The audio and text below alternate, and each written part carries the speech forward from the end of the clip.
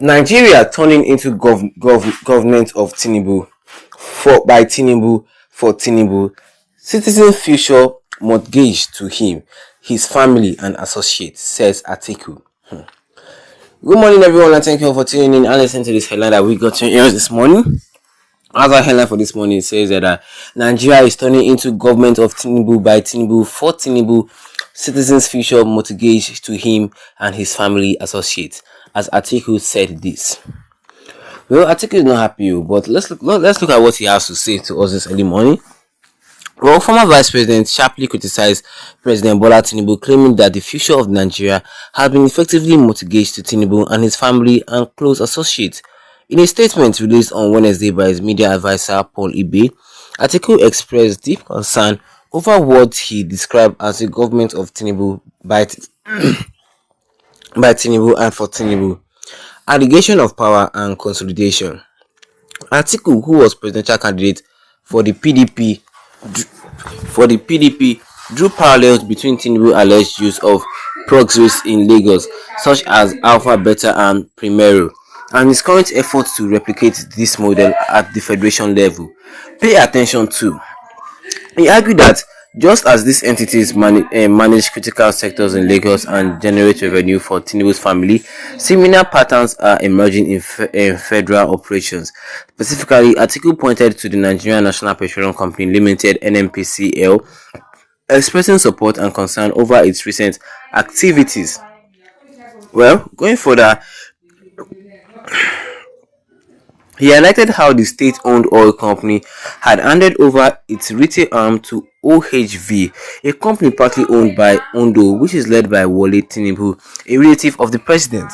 Well, Atiku contended that this move signals a broader attempt to enrich Tinubu's business interests within federal institutes.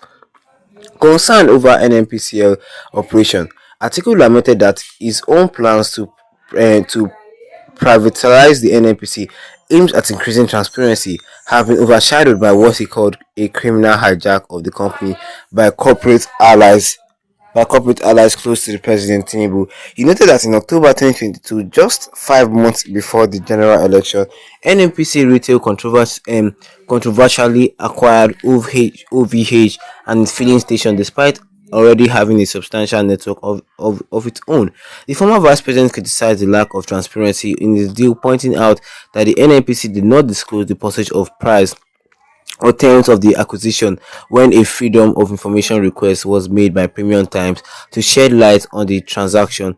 It was rejected by the NNPCL, which claims to operate as a private entity despite being government owned. Well, allegations of abuse of office. Atiku also took aim at the current leadership of the NNPCL, particularly to retain of Mele Kayari as the group managing director (GMD), despite his perceived incompetence. He further criticized Tinubu's appointment of Pius Akinyelore, a former ally and colleague at Mobile, as NNPC chairman, while also taking on role of Minister of Petroleum himself. In a move that Atiku described as defying economic logic, OVH, previously under the control of NNPC Retail, has now acquired NNPC's retail. This arrangement, he argued, effectively means that Ondo, led by Wole Tinubu, now owns 49% of the NNPC retail. Atiku alleged that Nigerians paid Wole Tinubu a significant amount to facilitate this transfer of ownership, calling it a clear abuse of office by President Tinubu. Legislative investigation and skepticism. While acknowledging that the NNPC and its leadership are under legislative investigation, Atiku expressed doubt about the credibility of the process given the vested interest of those involved. He specifically mentioned Senator Opeyemi Bamidele, who is leading the National Assembly panel, noting Bamidele's close ties to President Tinubu, whom he served under a commissioner in Lagos.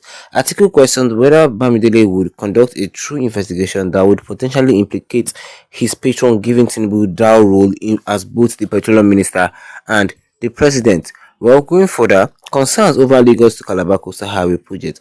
Also, the former vice president also addressed the recent controversy surrounding the Lagos to Calabar Coastal Highway project, which he has come under legislation. He recalled that the organized crime reporting project, a global investigative journalism network, revealed a close relationship between Tinubu and the president's son and Gilbert category, the contractor award of the project without competitive bidding.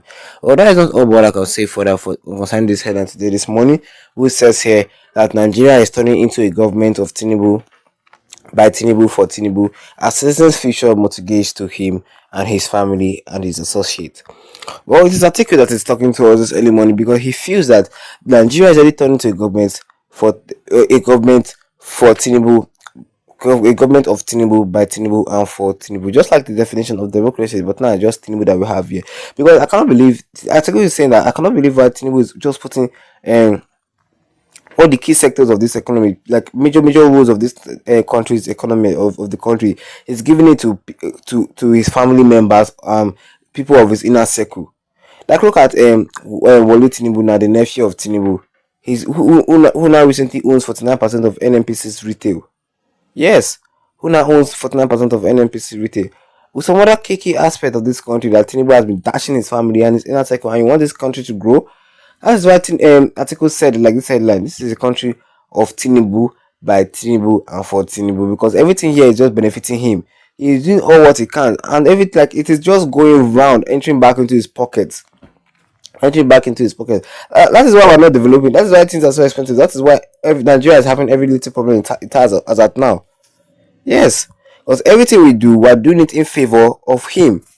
Going further in the comment section of this comment, well, Agbafoye Igbuhi says that the tortoise takes all he used in Lagos. Same he wants to do in the federal capital. I never see this kind of greed. Can anyone carry money to heaven? I don't understand. That's the same thing as Tinubu.